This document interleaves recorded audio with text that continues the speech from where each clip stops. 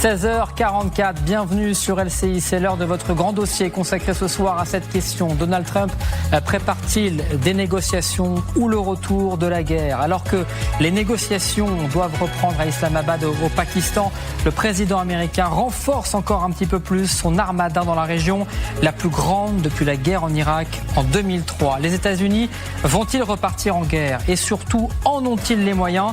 Certains analystes américains alertent sur les stocks qui se vident. En attendant, le président américain qui s'en prend une nouvelle fois aux Européens. Que révèle la passe d'armes entre Washington et l'Europe? Les États-Unis sont-ils encore un allié? On se posera toutes ces questions en plateau. Et puis on reviendra également sur l'alerte du PDG de Total. Si le détroit d'Ormuz n'est pas débloqué rapidement, nous nous dirigeons vers une pénurie énergétique mondiale. Faut-il le croire? Qui en profitera? Notre invité dans le grand dossier, Philippe Chalmin, économiste et spécialiste des matières premières. Voilà pour le programme. Mais d'abord, les Américains qui se préparent une nouvelle fois à relancer cette guerre. La déclaration du secrétaire à la guerre hier, Pete Hegseth. L'Iran a une opportunité historique de conclure un accord sérieux. La balle est dans leur camp. Le département de la guerre est prêt. À toute prochaine étape, nous sommes prêts à dégainer.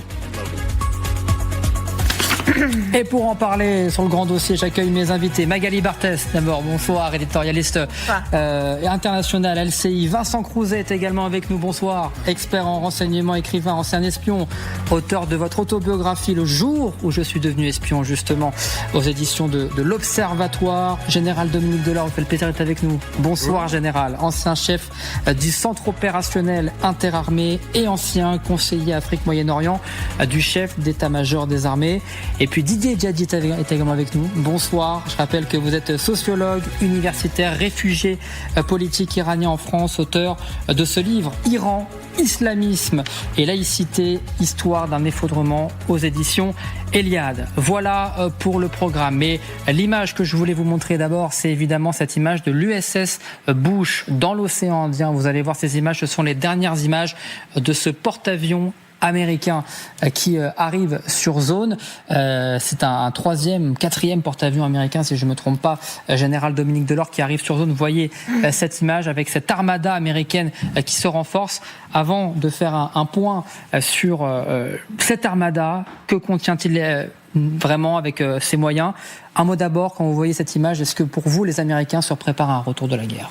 En tout cas, c'est un moment particulier au plan des opérations, puisqu'il va y avoir un troisième porte-avions, donc troisième groupe aéronaval, on y reviendra, et là, donc la capacité pendant plusieurs semaines de disposer d'un surplus de force, de capacité aérienne, de capacité de frappe. Et donc, je pense que c'est au plan des opérations un moment qui permet d'avoir un maximum d'action à partir de la mer, en plus de ce qui pourrait arriver des États-Unis directement ou de Grande-Bretagne avec les B-52. Alors effectivement, la question se pose, Vincent Crouzet, votre avis sur... Il manquait un peu de capacitaire en termes d'interception de navires. On sait que 35 navires étaient passés malgré le blocus. Donc apparemment deux groupes d'aéronavals n'étaient pas suffisants, notamment en matière d'action commando et de ce qu'on appelle les assauts à la mer, les arraisonnements.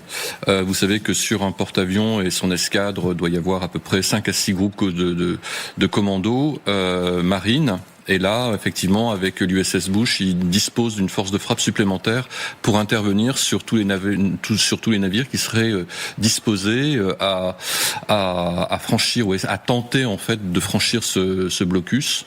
Quand même, ils ont laissé passer 35 bateaux. Il y a quand même des trous dans la raquette. Alors effectivement, on se posera la question un peu plus tard de cette efficacité du blocus, parce que selon les Américains, il fonctionne parfaitement. Magali Barthès, cette image, évidemment, c'est un message envoyé aux Iraniens. On imagine bien dans cette période de négociation. D'ailleurs, on en parlera juste après dans le grand dossier.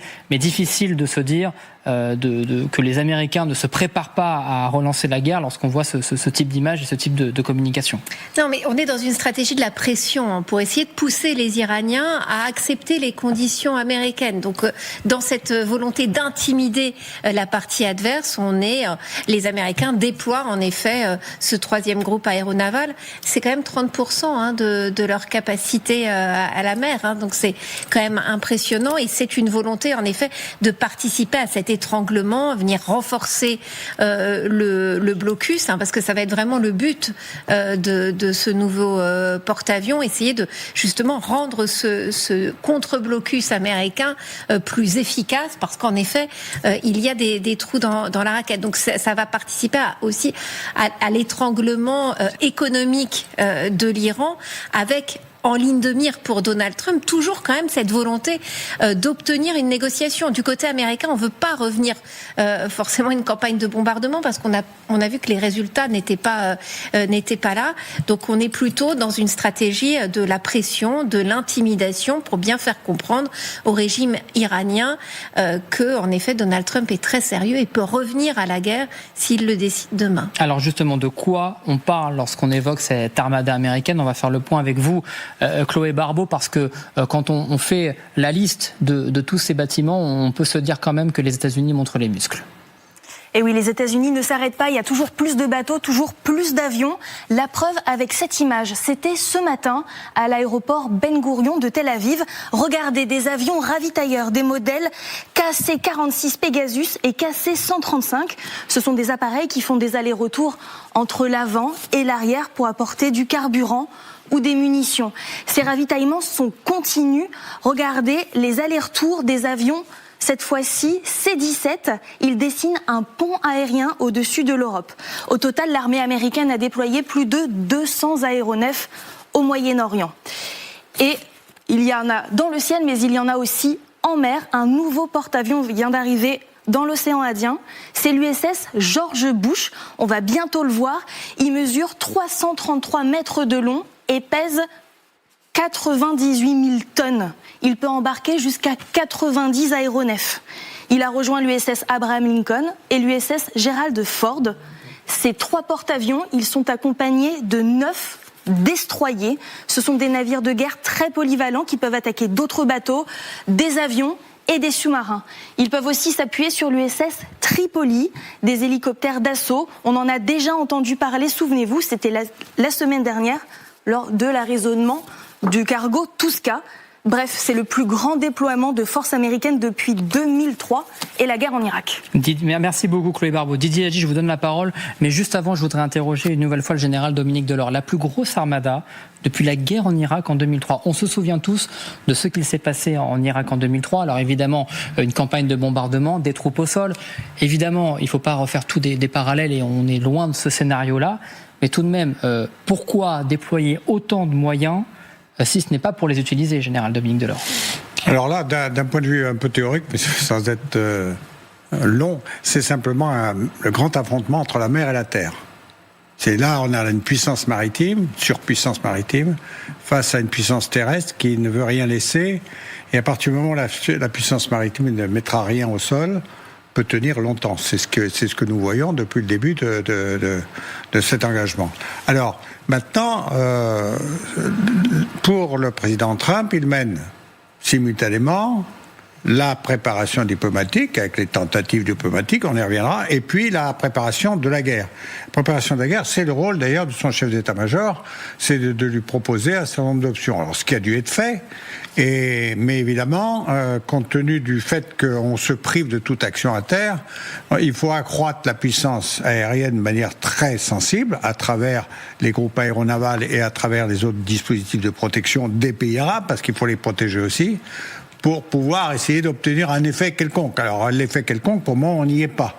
Donc, c'est bien la grande difficulté. Alors, maintenant, ce blocus, il est quand même très gênant. On voit quand même le souci des Iraniens à réclamer en permanence la levée du blocus américain. Ça montre bien que même s'ils arrivent à faire passer un certain nombre de bateaux par les eaux territoriales, leurs propres eaux territoriales, contiguës aux eaux territoriales pakistanaises, il y a un certain nombre de bateaux qui, longeant la côte, échappent au blocus, puisque les Américains ont décidé de ne pas poursuivre à l'intérieur des eaux territoriales iraniennes, pour le moment, à l'intérieur des eaux territoriales iraniennes, les navires marchands qui transiteraient dans ce espace qui est très étroit. Alors oui, il y a effectivement des bateaux iraniens qui arrivent, ou proches de l'Iran, qui arrivent à transiter vers le Pakistan à travers ces eaux territoriales.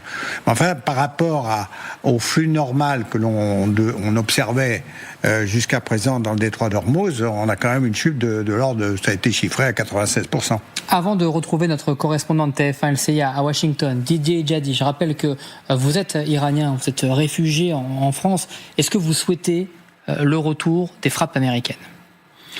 Écoutez, bien évidemment, les Iraniens ont des points de vue très différents et variés là. Mais à partir, disons, d'un regard à la fois sociologique, mais également le vécu, mais également des témoignages, une bonne partie de la population iranienne est favorable à des frappes américano-israéliennes contre le régime. Et moi, j'en fais partie. Et pour quelle raison ? Pour la raison suivante, effectivement, que l'histoire, disons, du peuple iranien dans sa lutte contre ce régime barbare et criminel et islamiste, effectivement, nous conduit vers une conclusion. Est-ce que les méthodes classiques, des grèves, des luttes, etc., permettent effectivement d'aller vers le renversement de ce régime ou pas ? Et donc, il pense qu'effectivement, aujourd'hui, avec autant de massacres réalisés par le régime iranien, on se rappelle effectivement de 8 et 9 janvier, n'est-ce pas, avec aux alentours de 40 000 personnes qui ont été massacrées. Et donc, désormais, il pense que véritablement, pour pouvoir renverser ce régime-là, il faut également du concours ou l'intervention internationale, si vous voulez, là. N'oublions pas encore un autre élément, si vous voulez, le régime iranien aujourd'hui, là, on l'a vu dans sa pratique au niveau régional, c'est-à-dire l'ensemble des organisations islamistes mobilisées par le régime.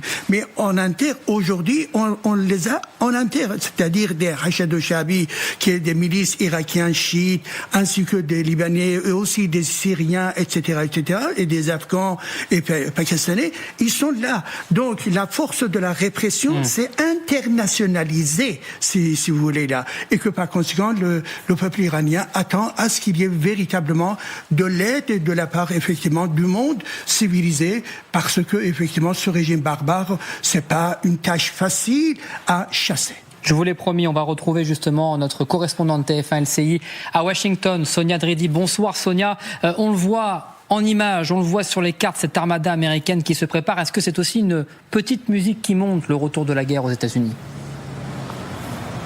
Alors, on a quand même l'impression d'un président de plus en plus lassé par cette guerre, qui aimerait en finir et qui continue d'osciller entre reprise des hostilités ou négociations. Il y a quelques jours, dans le bureau ovale, selon le Wall Street Journal, il a interrogé ses conseillers sur une reprise des frappes, tout en semblant, selon ces mêmes sources, réticents.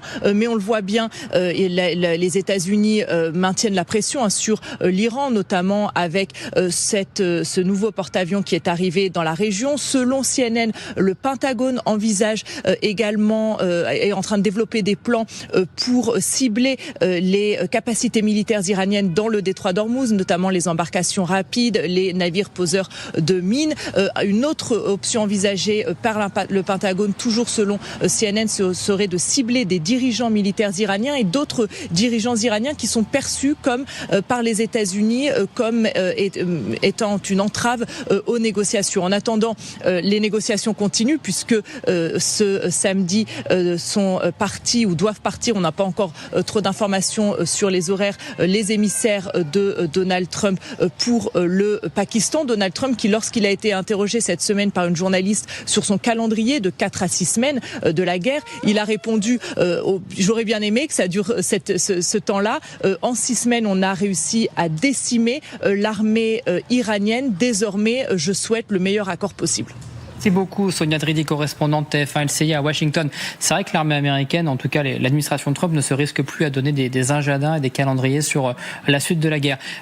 Un peu plus tôt sur LCI, on établissait potentiellement des scénarios pour un retour de la guerre. 4 scénarios. Vincent Crouzet, selon vous, si une campagne de bombardement reprend, alors évidemment on reste dans l'hypothétique en ce moment, mais quand on voit cette armada, on se pose la question, quel scénario vous privilégiez ? Une campagne de bombardement massive, comme ça a eu lieu il y a quelques semaines, ou au contraire, des bombardements ciblés ou peut-être une intervention au sol, je ne sais pas. Quel est votre scénario privilégié? Alors, il y avait le gros bâton agité par Trump il y a 15 jours, c'est-à-dire les frappes massives sur tout ce qui était énergétique, donc des cibles civiles mais stratégiques, la poursuite des frappes sur les ponts, rappelez-vous, il y a 3 semaines, etc. Apparemment, ils ont changé, ils ont modifié leur banque de cibles et s'orienteraient plus précisément sur des cibles plutôt d'ordre physique, et donc toujours les dirigeants du régime avec le problème de cette défense en mosaïque, c'est-à-dire l'un chasse l'autre ou l'un succède à l'autre une fois que l'autre est éliminé. Ils ont eu le temps depuis 3 semaines encore d'élaborer des plans à ce sujet. Ceci dit, tout ça a des limites. Parce que vous pouvez éliminer le numéro 1, le remplaçant du numéro 1, le remplaçant, c'est comme Quentin, si votre remplaçant il sera très bien, le remplaçant de votre remplaçant sera très bien, puis après, voilà, on arrivera à des limites en termes de compétences, bien entendu, en termes de compétences, en termes de savoir-faire, d'expérience, d'aptitude au commandement. Le général Delors le sait très bien. Il arrive un moment tout de même où, on ne trouvera plus de responsables iraniens aptes à diriger et surtout à tenir le pays. Donc, c'est certainement la chose la plus intelligence à faire, c'est-à-dire poursuivre la campagne d'élimination des cibles à haute valeurs iraniennes, et de manière cette fois-ci beaucoup plus intelligente, y compris d'ailleurs en menant éventuellement des opérations au sol, comme ils l'ont fait pendant la guerre des 12 jours, avec des opérations de drones prédisposées à Téhéran ou dans les grandes villes iraniennes, et éventuellement même des opérations de commando, comme ils l'ont fait pendant la guerre des 12 jours. Alors reprendre la guerre peut-être, mais avec quels moyens? Et surtout les États-Unis justement auront-ils les moyens de reprendre cette guerre? La question se pose parce que plusieurs analystes américains tire la sonnette d'alarme justement sur les stocks américains qui se seraient amoindris ces dernières semaines après les premiers mois de guerre. On va faire le point avec vous, Thomas Schnell. Bonsoir, vous nous avez rejoint parce que c'est une vraie alerte donnée par certains analystes. Oui, il faut poursuivre la guerre plus intelligemment, mais surtout de manière beaucoup plus économe, puisque les Américains sont en train drastiquement de réduire leur stock de munitions avec ces bombardements d'une cadence rarement atteinte. On parle quand même de 13 000 frappes depuis le début de la guerre. Prenons par exemple les missiles Tomahawk. 850 ont été tirés depuis le début de la guerre. Ces missiles de croisière longue portée extrêmement précis, les Américains en disposaient de 3100 au début de la guerre. Ils ont donc été amputés d'un tiers. Regardez ces chiffres, ils sont particulièrement éloquents. 7 types de munitions particulièrement utilisées depuis le début du conflit. 4 stocks de munitions clés ont été diminués de plus de moitié. Le système antimissile THAAD, notamment, moins 53%. Les intercepteurs Patriot, dont les stocks ont été consommés de moins 45 à moins 61%. Les SM-3 utilisés notamment dans la marine antibalistique, moins 32 à moins 61%. Ou encore les Precision Strike Missiles, missiles de précision à longue portée, moins 44 à moins 78%. On voit bien que les Américains voient diminuer leur stock. Et en plus de ça, la production est limitée. Il va falloir longtemps avant que les stocks puissent être reconstitués. Par exemple, cette année, le Pentagone ne recevra que 190 missiles Tomahawk. C'est peu. Selon le Center for Strategic and International Study, les délais de production des missiles stratégiques vont osciller. Des missiles clés qui ont été utilisés oscilleraient de 3 à 5 ans pour reconstituer les stocks de munitions. Merci beaucoup Thomas. On va revoir ces chiffres qui sont assez sidérants, Magali Barthès, parce qu'on parle quand même sur certains missiles de moins 81% de stocks qui manquent. On parle quand même de la première armée du monde. Oui, mais en fait, cette première armée du monde, elle s'est retrouvée à utiliser énormément, notamment de sa défense aérienne, parce que face à la riposte des Iraniens qui ont lancé leurs missiles, leurs drones, en fait, ils ont utilisé une grande partie, en effet, par exemple, de patriotes. Ils ont fait marcher à plein régime leur batterie de missiles antimissiles. Et en effet, tout ça a eu un coût absolument exorbitant pour les États-Unis et leurs alliés, face en plus à des armements pas forcément extrêmement sophistiqués en face, du côté des Iraniens. Alors c'est vrai que c'est une source d'inquiétude majeure pour les États-Unis. D'ailleurs, Dan Kane, le chef d'état-major américain, avait déjà prévenu avant même le début de cette guerre Donald Trump qu'il y aurait un problème de stock. Mais les États-Unis y sont allés quand même, et c'est vrai qu'aujourd'hui se retrouvent face face à des délais en fait de production, comme on nous l'expliquait, qui sont extrêmement longs. Alors Donald Trump a convoqué dans le bureau ovale les grands dirigeants des entreprises de l'armement pour lui demander d'accélérer la cadence, mais nous le voyons bien, nous de toute manière en Europe, en France, tout ça n'est pas si évident, tout ça prend du temps, à tel point que les Américains ont fait revenir notamment d'Asie des missiles antimissiles, de la défense antiaérienne vers les pays du Golfe. Ils sont en train de se réorganiser. Vous imaginez que dans ce schéma justement de réorganisation, la Chine regarde énormément ce qui se passe aussi, parce qu'elle voit bien qu'il y a de l'armement qui a été justement retiré des alliés asiatiques des États-Unis, et donc tout ça est regardé avec énormément d'attention aussi, et c'est ce qui inquiète également aux États-Unis. Général Dominique Delors. Alors là, je parle en tant qu'effectivement ancien officier général. Donc, c'est pas comme à Wall Street, c'est-à-dire que les stocks de munitions sont quand même pas affichés régulièrement tous les jours pour dire ben voilà, on en a 412, maintenant on en a plus 405, etc. Donc ce que je veux dire par là, c'est que si on arrive à peu près à suivre à partir des commandes ce qui est acheté par telle ou telle armée, pour les gens qui sont très intéressés par le sujet, il est beaucoup plus difficile de savoir à l'instant T quel est le niveau des stocks d'une armée en question. Alors évidemment, il y a quelques services des renseignements qui font des études sur ce sujet-là. De même qu'on ne communique pas sur les munitions que l'on dépense. D'ailleurs, le nombre de Tomahawk que l'on tire, le nombre de missiles Patriot, etc. C'est quand même parmi les éléments les plus classifiés. Donc, les Américains, des agences américaines ont sorti ces informations et doivent être fondées. Mais enfin, je veux dire, j'ai quand même un regard un peu distancié sur la précision des appréciations sur les stocks détenus par l'armée américaine. Je pense que quand même ils ne travaillent pas à livre ouvert. Ils disent pas ce qu'ils consomment. Ça fait quand même partie du b.a.-ba depuis que on a inventé le canon avec le boulet. Donc on communique pas trop là-dessus, même sur le nombre de flèches, on communiquait pas trop. Donc c'est pour ça que j'ai un peu de réserve. Néanmoins, il est vrai qu'ils sont beaucoup consommés. Alors, ce que l'on peut dire, c'est que les Américains ont évidemment ont consommé beaucoup d'armements divers, comme ça vient d'être dit.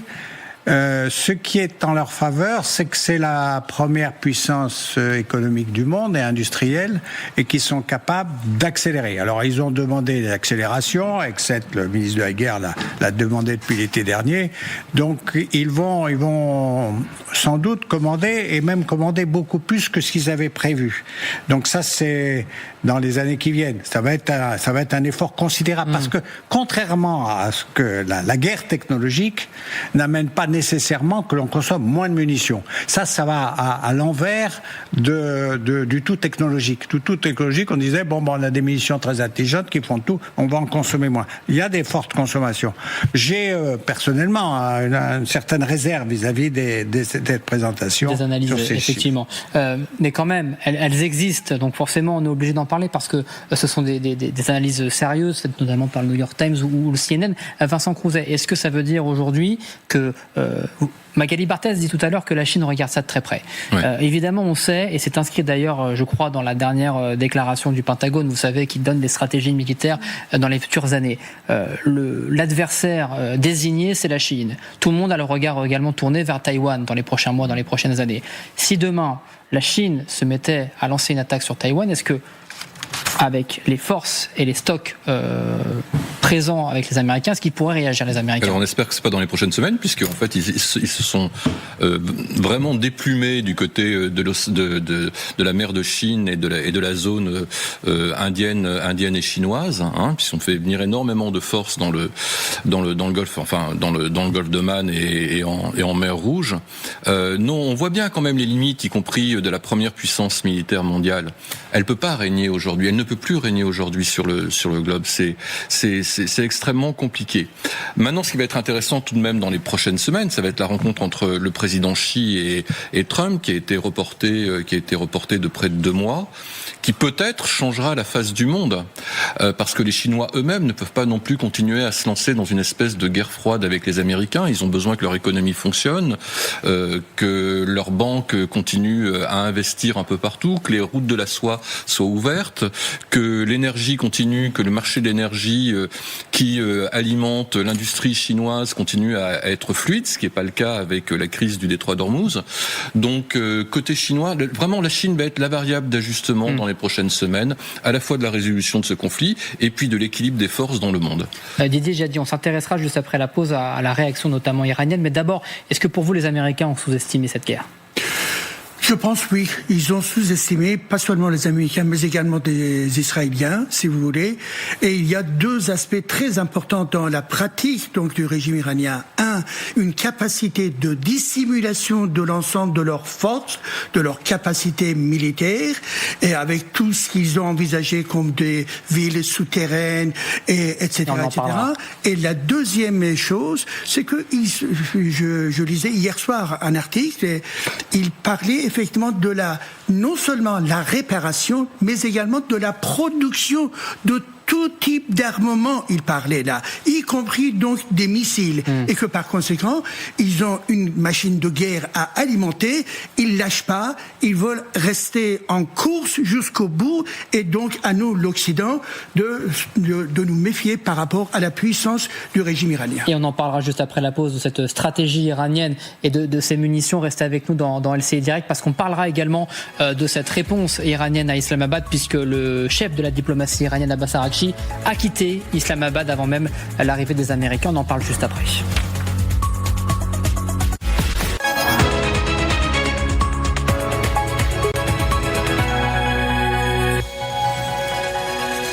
À la suite de votre grand dossier, on se pose la question, allons-nous vers de prochaines négociations entre Iraniens ou Américains ou le retour de la guerre? Question évidemment centrale, puisque aujourd'hui même des premières discussions devaient avoir lieu avec les Iraniens à Islamabad, au Pakistan cette nuit. Image de la délégation iranienne qui était arrivée cette nuit pour discuter avec les autorités pakistanaises. Et l'information cet après-midi, eh bien la délégation iranienne emmenée par Abbas Araghchi, le chef de la diplomatie, a quitté le Pakistan avant même que les Américains arrivent sur le sol pakistanais. Évidemment, beaucoup de questions autour de ce déplacement iranien. Je me tourne naturellement vers vous, Didier Jaddy. Comment analyser ce départ d'Araghchi? Est-ce que c'était prévu? Parce qu'on rappelle qu'il ne devait pas rencontrer les Américains officiellement, pas de rencontre prévue entre les deux délégations, mais le fait de partir avant même que les Américains arrivent, est-ce que c'est aussi un message envoyé? C'est un échec, c'était prévisible, un échec très très clair. Vous savez, il faut tenir compte effectivement de la réalité du pouvoir aujourd'hui là.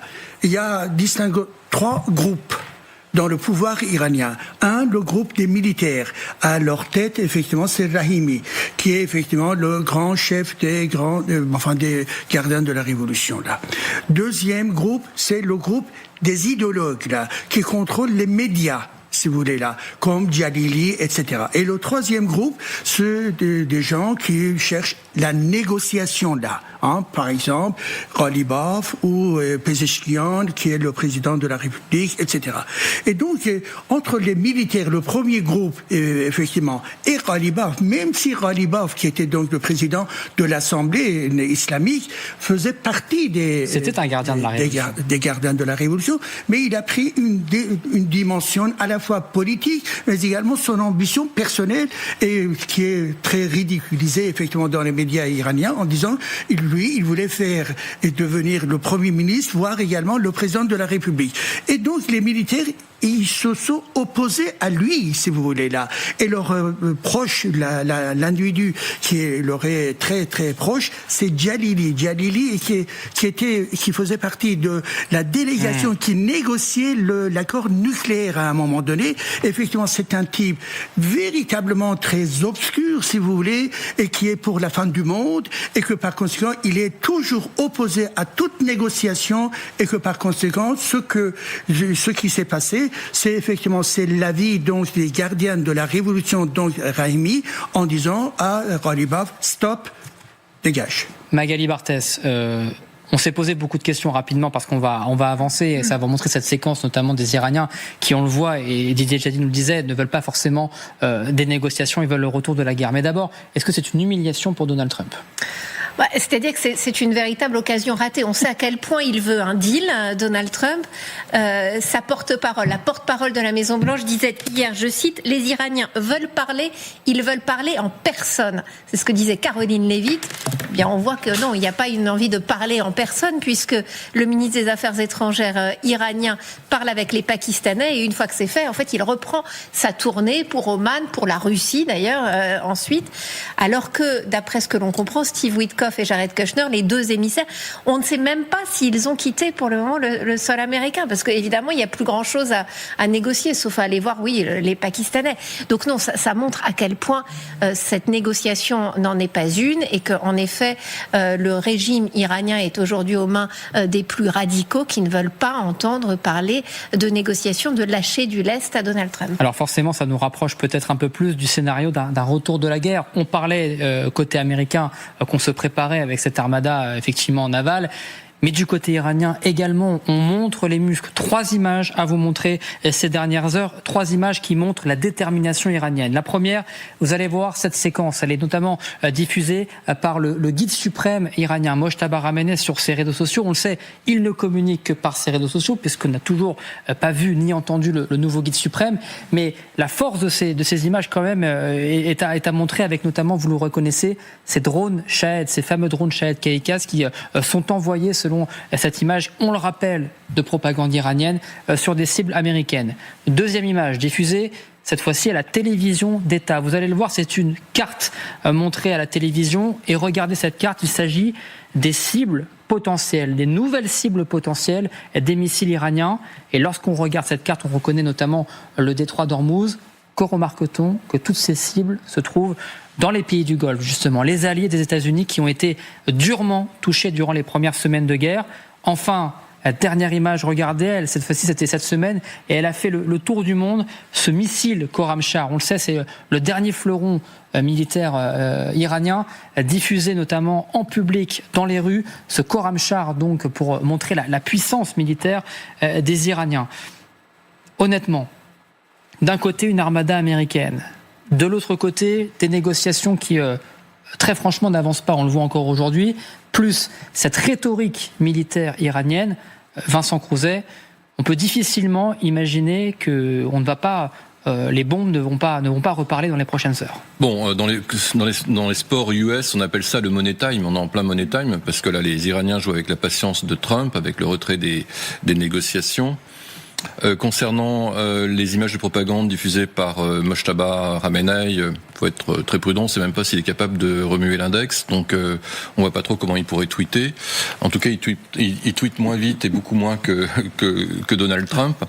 Ça va être un petit peu l'heure de vérité maintenant. C'est bloqué avec effectivement l'ampleur de l'armada américaine qui est sur place, avec donc les Américains qui ont les capacités de taper sur toutes les touches du piano aujourd'hui. Et puis certainement aussi l'impatience israélienne derrière, qui s'est remise en ordre de marche effectivement pour frapper de manière extrêmement forte sur Téhéran et donc sur des cibles de haute valeur.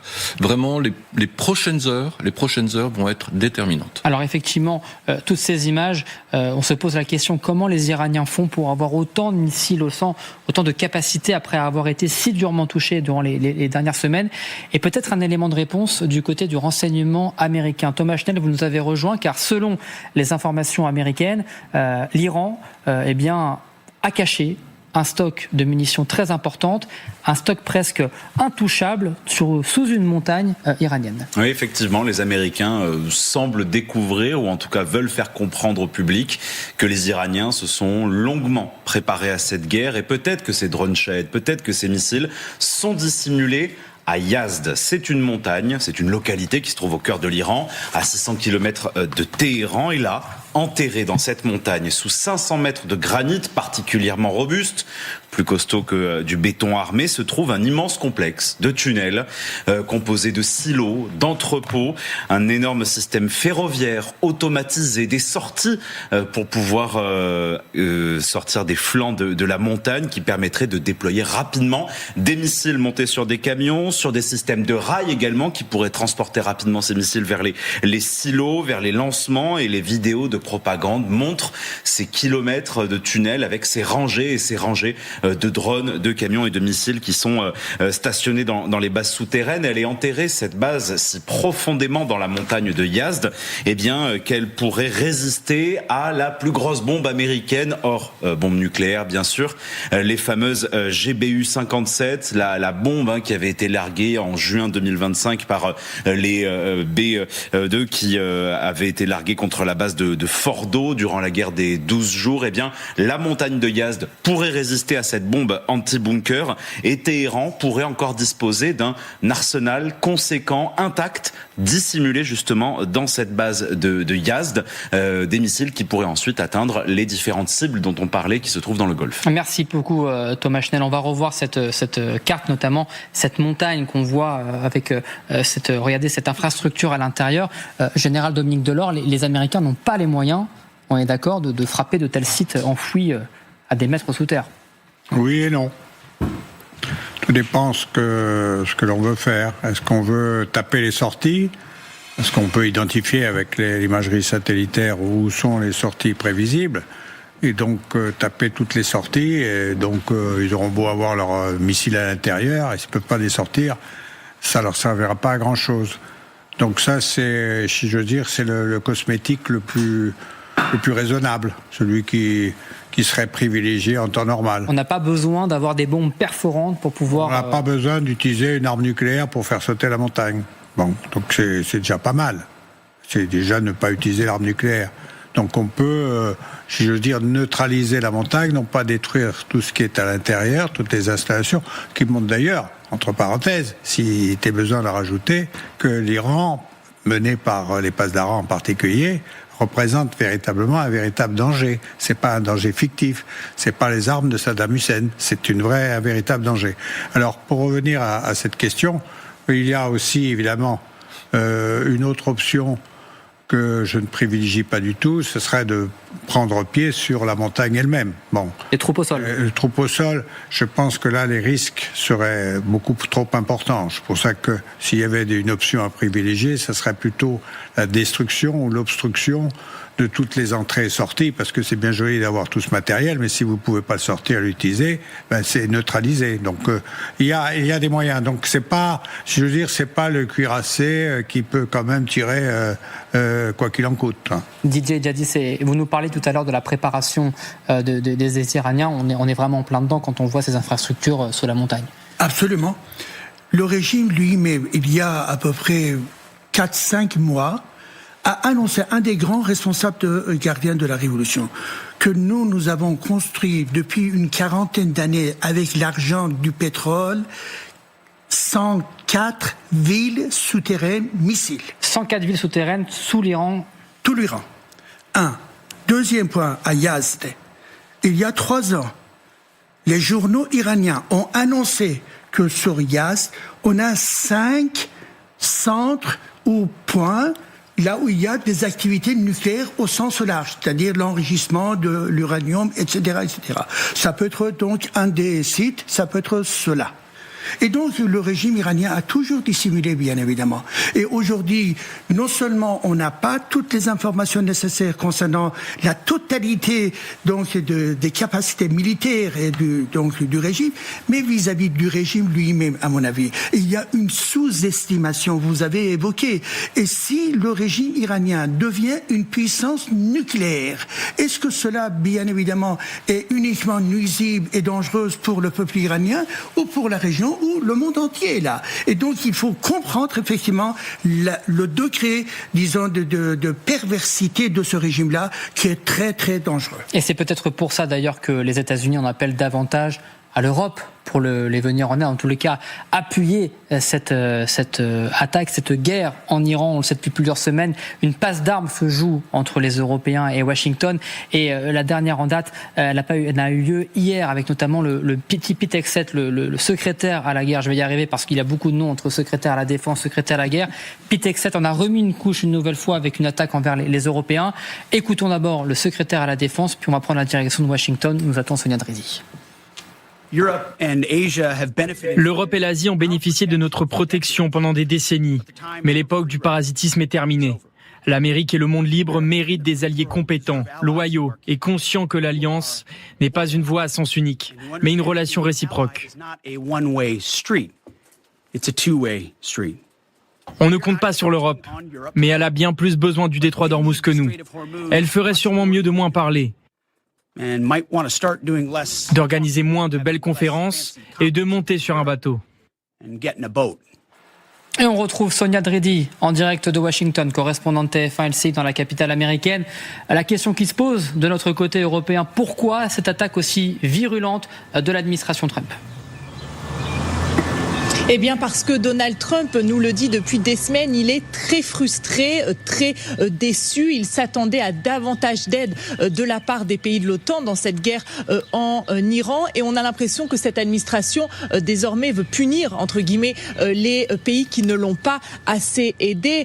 Donald Trump et d'autres officiels de cette administration qui répètent que les États-Unis ont beaucoup fait pour les pays de l'OTAN. Ils citent notamment l'Ukraine et ils ont l'impression que les alliés européens n'en font pas assez. Selon Politico, il y a quelques semaines, juste avant la visite du secrétaire général de l'OTAN à la Maison-Blanche, eh bien l'administration aurait même mis en place une liste avec des pays dits sages et des pays dits indisciplinés.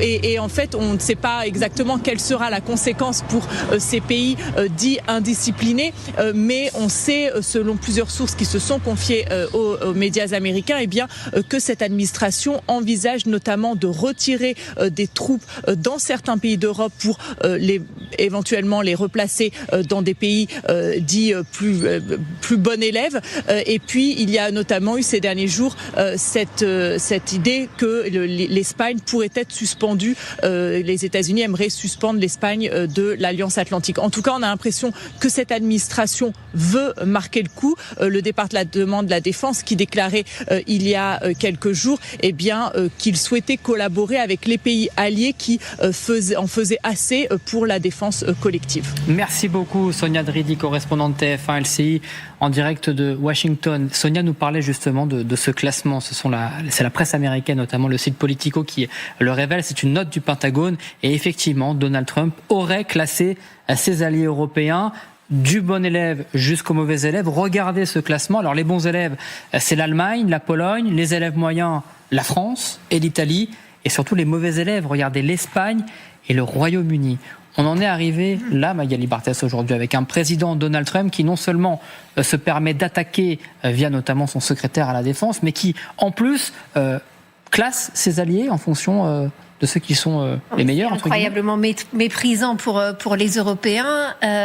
Et Reuters a eu accès cette semaine à un courriel interne qui a justement filtré comme par hasard et qui est sorti dans la presse, expliquant en effet, comme le disait Sonia, que l'administration Trump envisageait des sanctions, notamment contre l'Espagne. Donald Trump est fou furieux contre les Espagnols qui ont refusé l'accès à des bases américaines.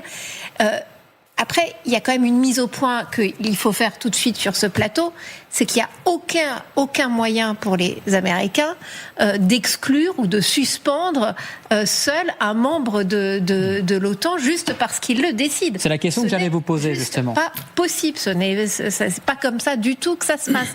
Mais on voit que c'est une montée en pression. En fait, tout ça, c'est très très politique. C'est pour essayer d'intimider, pour essayer de faire peur. Alors les bons élèves, ce sont ceux qui dépensent, comme le réclame Donald Trump, évidemment. L'Allemagne, là, avec son plan de 100 milliards pour la défense, a aujourd'hui les faveurs de Washington. Vous voyez que l'Italie, pourtant Giorgia Meloni a été vraiment la grande alliée de Donald Trump en Europe. Depuis que Donald Trump dénonce les actions du pape, notamment, on sent que le torchon brûle entre Rome et Washington. Donc désormais, elle est moins bien classée. Enfin, tout ça est une vision extrêmement infantilisante quand même. Mais c'est la vision aussi de Donald Trump, de l'OTAN, et on le sent bien dans toutes les remontades de ces derniers temps, est vue par les États-Unis comme une organisation qui doit voler au secours, venir au secours des États-Unis, notamment pour débloquer ce fameux détroit d'Ormuz. C'est de ça que part toute la brouille. C'est parce que les Américains estimaient qu'il était évident que l'OTAN devait aider les Américains à essayer de débloquer ce détroit d'Ormuz. Alors il y a le détroit d'Ormuz, mais vous l'avez dit, la charge contre l'Espagne, elle est particulièrement virulente. Il y a cette question du détroit, il y avait aussi la question des avions qui avaient interdiction de survoler l'espace aérien espagnol, en tout cas d'atterrir sur le sol espagnol. Alors après, il faut essayer de comprendre Donald Trump, parce qu'évidemment, je me fais peut-être l'avocat du diable, on va regarder juste la dépense militaire des Espagnols par rapport à leur richesse, par rapport au PIB, c'est 2%. On le sait, Donald Trump a demandé 5%. C'était le minimum qu'il a demandé aux pays européens. Certains y arrivent, en tous les cas, ont lancé on va dire la tendance. On parle notamment de la Pologne. Mais Vincent Crouzet, on doit vraiment prendre au sérieux cette menace de Donald Trump de virer l'Espagne de l'OTAN? Eh bien non, Quentin, parce que comme l'a rappelé tout à l'heure Magali, il faut un vote à l'unanimité au sein de l'OTAN pour intégrer l'OTAN, il faut un vote à l'unanimité aussi pour en faire sortir l'un de ses membres. Alors avant que les États-Unis obtiennent l'unanimité des membres de l'OTAN, y compris donc des membres de l'Union européenne, pour faire sortir l'Espagne, on en est vraiment très loin. Moi ce qui m'amuse beaucoup, c'est que le roi Charles III va faire une visite d'État à Washington les 27 et 30 avril prochains. Or le Royaume-Uni est pointé comme le mauvais élève de la classe apparemment. Je sais pas du tout comment ça va se passer, parce que d'un côté aussi il y a le problème de la remise en cause de la légitimité territoriale du Royaume-Uni sur les Malouines depuis quelques heures par les États-Unis. Il y a eu la volonté d'annexion du Canada. Je vous rappelle que le roi Charles III est le chef de l'État du Canada. Il y a les attaques systématiques successives contre Keir Starmer qui se fait insulter par Trump toutes les semaines. Donc je sais pas du tout comment ça va se passer. Il va falloir beaucoup de calme et de résilience à Charles III pour supporter ces 3 prochaines journées à Washington. Et justement la menace concernant le Royaume-Uni, il n'est pas question de l'OTAN, mais il est question de remettre en cause la position américaine sur l'île des Malouines. On rappelle que cette guerre en 1982 a fait des centaines de morts d'un côté comme de l'autre. C'était un conflit qui a marqué les esprits à la fois en Argentine. Vous voyez la carte où se trouvent les îles Malouines. On rappelle que c'est un territoire qui avait été disputé entre les Argentins et les Britanniques. Aujourd'hui, officiellement, en tous les cas selon la position américaine, c'est une terre britannique. Ça peut faire changer les choses, Général Dominique Delaure, ou on est juste encore une fois dans la provocation? Non, ça c'est la provocation. Par contre, sur effectivement, les États-Unis ne peuvent pas sortir un État de l'organisation du traité de l'Atlantique Nord. Par contre, ils ont d'autres moyens qui sont aussi efficaces. C'est d'une part avec le prépositionnement ou pas de forces américaines dans les pays en question, donc l'Espagne, mais aussi tout à travers le commandement militaire de l'OTAN, qui est dont le commandant en chef, je rappelle, c'est un Américain, à travers tous les systèmes d'autorisation, de déblocage, de classification et autres, peuvent perturber énormément les officiers espagnols qui appartiennent à l'OTAN. De même qu'ils peuvent remettre en cause les commandements obtenus par les généraux espagnols dans l'organisation. Ce n'est pas que des menaces. C'est pas que des menaces. Je veux dire, effectivement, d'un point de vue du droit, en termes du traité lui-même, ils peuvent pas le sortir comme ça, mais ils peuvent marginaliser. Alors, les Espagnols, grosso modo, c'est humiliant pour les Espagnols. Pour les Britanniques, c'est complètement différent. Les Britanniques et les Américains, ils sont frères de sang. En tout cas, c'est comme ça qu'ils vivent leur culture. Alors, ça n'a pas toujours été, on s'entend pas toujours entre frères, ça se saurait. Mais en tout cas, là, c'est vraiment beaucoup plus important. Alors, surtout qu'il n'a pas Trump, évidemment, et comme il ne fait pas dans la mesure, il a évidemment été insultant vis-à-vis du Premier ministre britannique. Alors le roi va arriver là-bas. Alors ils vont essayer de retrouver une position d'équilibre à travers quelque chose. Mais effectivement, les Américains enfin, Trump est très remonté. C'est pas les Américains, mais Trump est très remonté. Mais de toute façon, il est très remonté toujours dans un sens ou dans l'autre. Donc, faut pas non plus être trop surpris et pas s'affoler complètement. Mais en tout cas, pour les Espagnols, il y aura un retour retour qui va être pénalisant. Alors surtout qu'en plus, comme les Espagnols ont une politique d'immigration qui est très favorable et tout ça, ça doit me faire monter la mayonnaise dans l'esprit de Trump, même quand il joue au golf. C'est vrai que ce sont deux positions politiques très, très différentes. Et la France, dans tout ça, évidemment, vous l'avez vu dans le classement, la France, elle est classée parmi les moyens élèves, on va dire, pour Donald Trump. Mais le président français Emmanuel Macron s'est exprimé ces dernières heures sur la situation et la réaction de Pitexet. Je propose d'écouter le président français.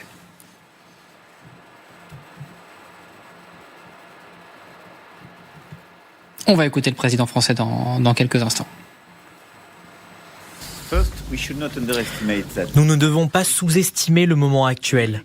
Nous avons un président américain, un président russe et un président chinois qui sont tous contre l'Union européenne, et donc le bon moment pour nous de nous réveiller. Si nous ne croyons pas en nous-mêmes, nous n'avons aucune chance que les autres nous trouvent formidables. Et Nicolas Laurent, notre journaliste, a suivi Emmanuel Macron qui était donc en Grèce. Voilà pourquoi il s'exprimait en anglais. Écoutez Nicolas Laurent. Oui, Emmanuel Macron qui est apparu en chef de guerre tout au long de ce déplacement ici à Athènes. Il était à bord de la frégate Kimon, navire ultra moderne de l'industrie française, et la Grèce vient tout juste d'en acquérir une.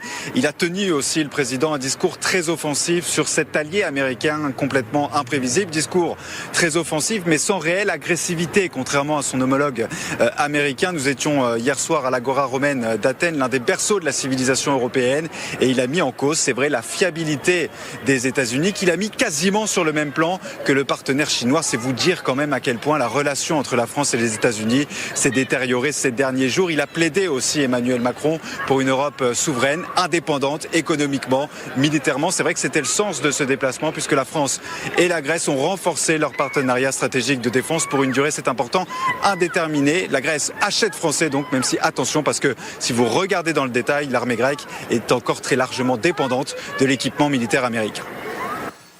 Magali Barthès, on ne peut plus classer aujourd'hui les États-Unis comme notre allié ? C'est compliqué en ce moment, mais si ça reste notre allié, mais on voit bien que l'imprévisibilité, l'absence de fiabilité de Donald Trump pose un véritable problème. Et comme le disait Nicolas Laurent, c'est très frappant de voir que Emmanuel Macron en fait met les États-Unis sur le même plan que la Chine et la Russie. Ça montre le déficit de confiance absolue aujourd'hui que l'on a vis-à-vis de ce président qui nous malmène. Que pour la France, enfin Emmanuel Macron essaye de faire passer le message quand même qu'il a eu raison avant les autres, hein. Parce que 2017, premier grand discours d'Emmanuel Macron, président en Grèce déjà, où il fait tout un discours sur la nécessité d'une souveraineté européenne. Il arrive en fin de mandat pour retourner à Athènes et pour dire oui, faites les événements de ces dernières années, la guerre en Ukraine, l'arrivée de Donald Trump, la rivalité systémique avec la Chine sur le plan économique qui évidemment menace aussi l'Union européenne. Tout ça prouve à quel point l'Union européenne doit se renforcer. C'est quand même le combat de politique étrangère d'Emmanuel Macron qu'il vient ici essayer de défendre. Et en effet, comme le dit Emmanuel Macron, et ça passe par le renforcement aussi de l'armement européen pour ne plus dépendre uniquement des États-Unis, parce qu'il faut gagner en indépendance si justement on veut être fort et envoyer ce message de fermeté au reste du monde. Alors vous l'avez dit Magali, l'un des points de départ de cette brouille, c'est évidemment le blocage du détroit d'Ormuz. Blocage de toutes parts, on le rappelle, du côté iranien depuis le début de la guerre et du côté américain avec ce contre-blocus maintenant qui dure depuis 2 semaines. Et il y a donc cette alerte de plusieurs patrons, notamment un patron pétrolier mondial, en l'occurrence le PDG de Total, Patrick Pouyanné, sur le risque d'une pénurie énergétique mondiale. On en parle notamment avec notre invité Philippe Chalmin, spécialiste des matières premières, professeur d'histoire économique à l'Université Paris-Dauphine, président fondateur de Cyclope. Vous allez nous rejoindre dans quelques instants. Merci d'être avec nous. Vous êtes avec nous. Merci beaucoup d'être avec nous, Philippe Chalmin. Juste avant de vous écouter, on va regarder cette alerte de Patrick Pouyanné, justement. Cette petite phrase qui en dit long aujourd'hui et qui fait beaucoup réagir le PDG de Total. Voilà ce qu'il dit. Si la situation perdure encore 2 ou 3 mois, nous entrerons dans une ère de pénurie énergétique. Les mots sont forts de la part de Patrick Pouyanné. On rappelle que sa parole est rare au PDG de Total. Philippe Chalmin, est-ce que le PDG de Total a raison de s'inquiéter et d'utiliser des mots aussi forts ? Il a totalement raison. Ce qu'il faut savoir, c'est que, comme il l'a souligné, nous en sommes à 50 jours maintenant de blocage d'Ormuz. On perd à peu près 10 millions de barils par jour. Ça veut dire que les stocks mondiaux de pétrole ont diminué de 500 millions de barils. Si la situation continue pour 50 autres jours, ce qui serait l'échéance qu'il était en train de donner, on serait à 1 milliard de barils, ce qui à ce moment-là nous ferait rentrer dans une ère de pénurie. Donc il a absolument raison, sachant que de toute manière, même si du jour au lendemain, vous savez qu'il y a actuellement quand même des négociations, il se voit ou ne se voit pas Islamabad, mais on peut espérer peut-être qu'Ormuz soit débloqué dans une dizaine de jours. Même si Ormuz était débloqué, nous aurions une pénurie, alors certainement peut-être pas de pétrole brut, mais d'un certain nombre de produits raffinés, notamment en ce qui concerne ce qu'on appelle les distillats moyens, c'est-à-dire le diesel, le kérosène pour les avions en particulier. Donc, Pouyanné a totalement raison de souligner l'importance de cette crise que peut-être nous avons eu tendance un petit peu, les uns et les autres, et les économistes aussi d'ailleurs, à sous-évaluer. C'est vrai que nous perdons 10 millions de barils chaque jour qui n'arrivent pas sur les marchés. On avait des stocks. Certains pays commencent à en avoir de moins en moins. Philippe Chalmin, soyons très concrets pour les téléspectateurs qui nous écoutent. Quand on parle de pénurie énergétique, ça veut dire quoi ? Ça veut dire que dans les prochains mois, les prochaines semaines, potentiellement, nos stations-service seront à sec ? Peut-être pas, mais n'oubliez pas qu'avant la pénurie, il y a les hausses de prix. Et c'est ça la réalité. Alors on a toujours tendance à se focaliser sur le baril de pétrole qui ne serait qu'à $105, ce qui est moins d'ailleurs que les niveaux qu'on avait connus en 2022. Simplement, la réalité, elle est tout autre. Ce n'est pas $105 aujourd'hui, puisque ça, c'est le prix des marchés financiers. Mais dans la réalité, sur les marchés, on est beaucoup plus proche de 130 ou 140. Donc, de toute manière, tout ceci, on va le voir. Si vous imaginez que Ormuz est rouvert demain, le pétrole, il n'arrivera qu'un mois plus tard en Asie pour être raffiné éventuellement. Il n'arrivera que 2 mois plus tard sur les autres marchés. Et de toute manière, l'Europe en plus a une situation de déficit en ce qui concerne le raffinage. Et une partie de ce raffinage, des produits raffinés venaient du Golfe.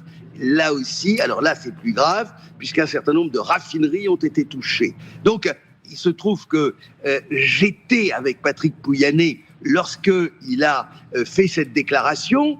On en a discuté. Alors, il faut bien tenir compte et bien dire si la situation continue pendant 2 ou 3 mois, il a raison à ce moment-là de dire que ce sera probablement la crise énergétique la plus forte que le monde ait jamais connue. Philippe Chalmin, je voulais également vous faire réagir sur cette autre déclaration de Patrick Pouyanné. Il y a quelques semaines, elle avait également fait beaucoup réagir et elle va dans le sens de ce qu'annonce le PDG de Total aujourd'hui. Il parlait notamment de ce péage iranien qui est mis en place dans le détroit d'Ormuz et pour lui, il faut payer. Écoutons le Patrick Pouyanné et je vous pose la question juste après. Faire fonctionner le monde avec ce système énergétique, 120% de production de pétrole, c'est impossible. Et il ne s'agit pas seulement de pétrole, mais aussi d'engrais et d'autres ressources abondantes utilisées dans la production d'hydrocarbures. Il est clair que la réouverture et la libre circulation dans le détroit d'Ormuz, même si cela implique de verser une compensation à qui que ce soit, est crucial pour la liberté du marché. Philippe Chalmin, vous êtes toujours avec nous. Est-ce qu'il va falloir, coûte que coûte, en arriver à devoir potentiellement payer les Iraniens ? Est-ce que vous êtes d'accord avec l'analyse de Patrick Pouyanné ? Patrick Pouyanné a une grande qualité, c'est qu'il est pragmatique. Objectivement, les tarifs qui étaient annoncés par les Iraniens, c'est-à-dire $1 le baril, c'est pas la mer à boire. Donc, alors effectivement, ce serait une première, ce serait un bouleversement, je dirais, de l'ordre maritime mondial, mais à la fin du jour, $1 le baril, c'est pas colossal. Je vous rappelle que Donald Trump avait menacé de taxer tous les navires qui venaient dans les ports américains de tarifs qui étaient souvent beaucoup plus importants. Donc, je dirais que c'est un peu secondaire. L'important pour quelqu'un comme Patrick Pouyanné, comme à la limite pour nous tous, c'est que effectivement le détroit d'Ormuz soit rouvert, car Patrick Pouyanné avait totalement raison de le dire. Non seulement vous avez le pétrole, vous avez le gaz naturel, et nous risquons quand même d'avoir des lendemains difficiles sur le marché du gaz. Et puis il y a tous les produits issus de la pétrochimie.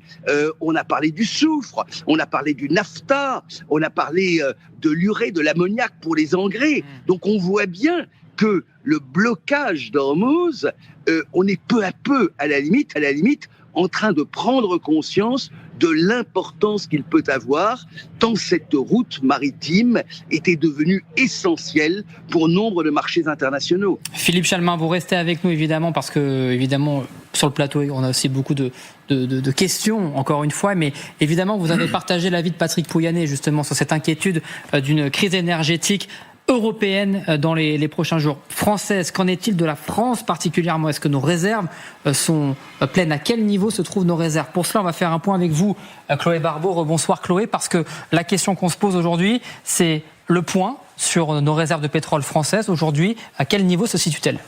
Alors depuis le premier choc pétrolier de 1973, la plupart des États ont constitué des réserves stratégiques, c'est-à-dire des stocks équivalents à 3 mois d'importation et qu'on n'utilise qu'en cas de crise. Dans cette matière, la France est plutôt bonne élève. Nous avons entre 100 et 120 millions de barils en réserve. C'est à peu près 3 mois et demi d'importation avec ces stocks. Et dans l'hypothèse d'une crise mondiale où il n'y aurait plus du tout d'approvisionnement, on peut tenir 2 mois. À la mi-mars, quand les prix du pétrole ont commencé à augmenter, Emmanuel Macron a annoncé le déblocage d'une partie de notre réserve stratégique, 14 millions de barils. C'est 12% de cette réserve, c'est-à-dire qu'à ce jour, on en a encore beaucoup. Alors la question qu'on se pose, c'est où se trouvent ces réserves de pétrole? Elles sont réparties sur 80 sites un peu partout en France, dans des dépôts commerciaux, dans des raffineries. La plus importante se trouve dans les Alpes de Haute-Provence, à Manosque, très précisément.